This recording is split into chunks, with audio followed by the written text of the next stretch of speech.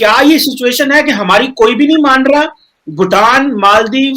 श्रीलंका। ये तो बिल्कुल एक क्लियर किस्म की बात है कि इंडिया इस पूरे खिते में एक बहुत बड़ा इन्फ्लुएंस एक्सरसाइज करता है। अब जो है वो पाकिस्तान को ये बात समझनी चाहिए कि हकीकत अपनी जगह ये है कि इस खिते में एक डोमिनेटिंग पावर जो है इस वक्त, तो अब आप उसको माने या ना माने, आप ये कहें कि नहीं ये खिते की जो है वो बड़ी पावर इंडिया नहीं है तो इससे इंडिया पे तो कोई असर नहीं पड़ेगा, लेकिन डेफिनेटली आप पे असर पड़ेगा। अभी रिसेंटली अफगानिस्तान के साथ आपने बाकायदा झड़प हुई है आपकी बॉर्डर्स पे, और जहाँ पे आपके जो है वो नुकसान भी हुआ है और उन्होंने वो बाढ़ भी रिमूव करने की कोशिश की है। तो आपको क्या लगता है कि तालिबान हुकूमत को जल्दी इस बाढ़ की अहमियत का अंदाजा हो जाएगा? नहीं होगा, ना ही उनको उनकी अहमियत का अंदाजा है, बल्कि वो तो कहते हैं इसको मानते ही नहीं है। वो इस वक्त तो खाड़ रहे हैं उसको मुख्तलिफ जगहों से। बिल्कुल, हाँ। और उसकी वजह ये है कि वो कहते हैं कि हम पाकिस्तान अफगान बॉर्डर को तस्लीम नहीं करते। अफगानिस्तान के ऐसे स्टेटमेंट्स आ रही हैं जो कि पाकिस्तान और अफगानिस्तान के ताल्लुकात के अंदर कशीदगी पैदा कर सकती हैं। दुनिया की नंबर 1 एटमी ताकत वो डिफेंस नहीं कर पाई अपने मुल्क का,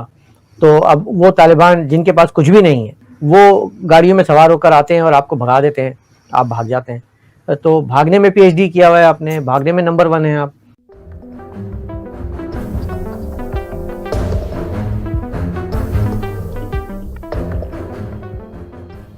कि शाह महमूद कुरैशी ने कहा है कि भारत जो है वो सार्क ममालिक के बाकी लोगों को ना रोके, और जो माजी में जो एक सार्क कॉन्फ्रेंस पाकिस्तान में होनी थी उसको होने दे।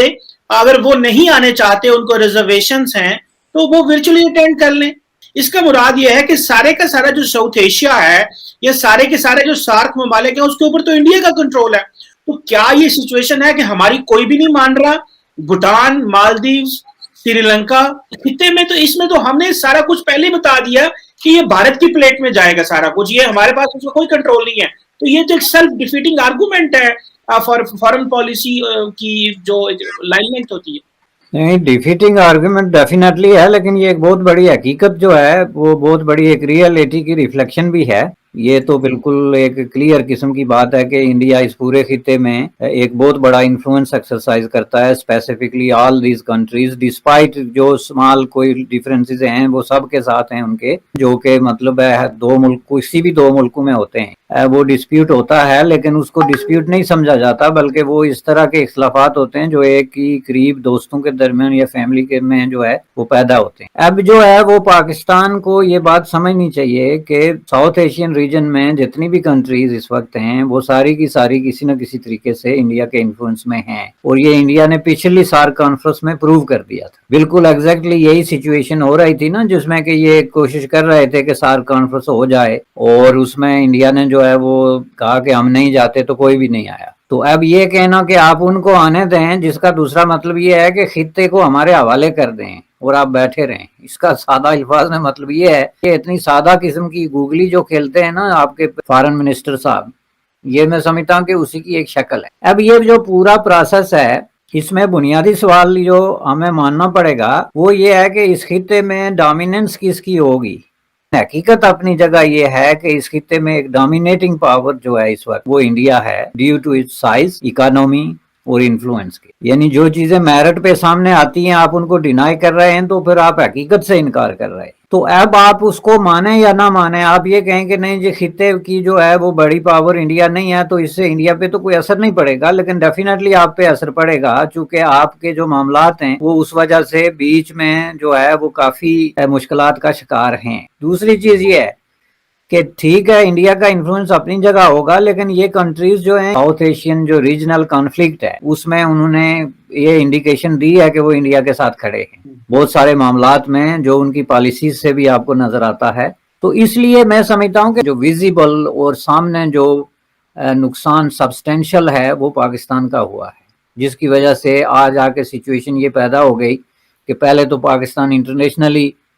समझा जाता था कि आइसोलेट हुआ है पॉलिटिक्स में, लेकिन अब रीजनल पॉलिटिक्स में भी आप इंडिया की मर्जी के बगैर या उसके साथ अपने मामला तय किए बगैर एक रीजनल कॉन्फ्रेंस नहीं करा सकते हैं। وہ مجھے بار بار اس چیز پہ جو ہے نا ایک چیز یاد آتی ہے، وہ ولی خان وہ بار بار یہ کہتے رہتے تھے کہ پاکستان جو ہے وہ اس ریجن میں بدماش کا رول ادا کر رہا ہے، کہ جب آپ نے جو ہے ہر کسی کو موقع دکھانا ہے اور ہر کسی کو کہنا ہے کہ میں تمہیں دیکھ لوں گا اور تمہیں نہیں مانوں گا، تو ظاہر ہے یہ رول پھر یہی ہے نا کہ ہم نے پھر زبردستی اس ریجن میں اپنی جو ہے وہ ایگزسٹنس اور اپنا جو سپیس ہے وہ کلیم کرنی ہے۔ اگر اس کے بجائے آپ جو ہے وہ ایک اچھے پڑوسی کا رول پلے کر رہے ہیں، چلیں انڈیا کے ساتھ تو آپ کا ایک مسئلہ چل رہا ہے جی کہ جی کشمیر ایشو ہے، فلاں ایشو ہے، ریزالو نہیں کر سکتے، بنگلہ دیش کے ساتھ جو ہے بھی آپ نے بائی کاٹ کیا ہوا ہے، ابھی ریسنٹلی افغانستان کے ساتھ آپ نے باقاعدہ جھڑپ ہوئی ہے آپ کی بارڈرز پہ، اور جہاں پہ آپ کے جو ہے وہ نقصان بھی ہوا ہے اور انہوں نے وہ باڑ بھی ریموو کرنے کی کوشش کی ہے۔ تو آپ کو کیا لگتا ہے کہ طالبان حکومت کو جلدی اس باڑ کی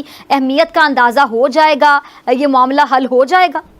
نہیں ہوگا، نہ ہی ان کو ان کی اہمیت کا اندازہ ہے، بلکہ وہ تو کہتے ہیں اس کو مانتے ہی نہیں ہیں۔ وہ اس وقت تو کھاڑ رہے ہیں اس کو مختلف جگہوں سے، بالکل ہاں، اور اس کی وجہ یہ ہے کہ وہ کہتے ہیں کہ ہم پاکستان افغان بارڈر کو تسلیم ٹھیک نہیں ہے۔ کرتے۔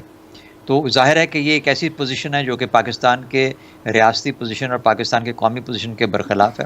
پھر وہاں پر ٹی ٹی پی بیٹھ کے پاکستان پر حملے کر رہی ہے۔ اگر وہ اس قسم کی چیزوں کو بھی ساتھ ساتھ لے کے چلیں گے جس کے اندر کے جو انٹرنیشنلی ایکسیپٹڈ بارڈر ہے اس کو ایکسیپٹ نہیں کریں گے، تو پھر تو یہ ایک طرح سے جی بدقسمتی سے ایک اس کو آپ مخاصمانہ اور ایک دشمنانہ رویہ کہہ سکتے ہیں۔ تو مجھے نہیں لگتا کہ نہ وہ سمجھے ہیں نہ وہ سمجھیں گے، اور مشکلات افغانستان کی طرف سے میرے حال میں پاکستان کی سرحد پہ ہمیشہ رہیں گی۔ افغانستان کے معاملات کے اندر بالخصوص ابھی پچھلے دنوں کے اندر کچھ معاملات جو آگے بڑھتے ہوئے ہم لوگوں کو نظر آئے، اس میں کہ وہاں سے کچھ ایسے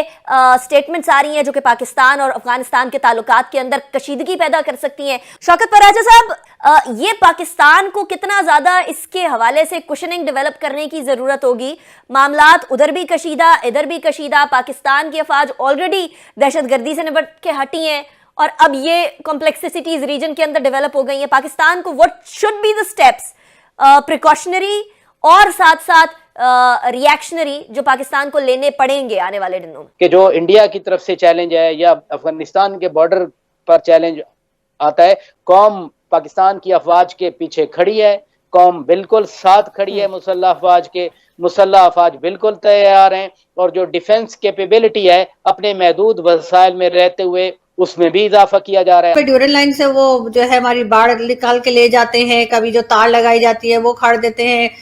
طالبان، اور وہ کہتے ہیں کہ جی یہاں پہ کچھ نہیں لگے گا اور ہم تو آگے تک جائیں گے، اٹک تک پہنچیں گے، اور اس قسم کی باتیں ہو رہی، لیکن پاکستان کی طرف سے ایک خاموشی ہے، اور شاہ محمود قریشی صاحب کہتے ہیں کوئی ایشو نہیں ہے، ہم حل کر لیں گے۔ جی ہاں، friend in need is a friend in deed. یہ انہی کے دوست تھے، انہی کے بچے تھے، انہی کے اچھے والے بچے تھے، انہی کے گڈ طالبان تھے۔ آپ دیکھیں کہ جس ڈیورن لائن کو کسی نے جمہوری دور میں چھونے کی جرت نہیں کی تھی، آج عسکری دور میں جو ہے اس پہ وہ بلڈوزر چلا دیے جا رہے ہیں۔ دنیا کی نمبر 1 ایٹمی طاقت کے جس کے سالانہ بجٹ جو ہے وہ پاکستان کے غریب کے گھر کی دال اور روٹی نہیں چل رہی، وہ ڈیفنس نہیں کر پائی اپنے ملک کا، تو اب وہ طالبان جن کے پاس کچھ بھی نہیں ہے، جو کہ ایٹمی طاقت بھی نہیں ہے، جن کے پاس اسلحہ بھی نہیں ہے،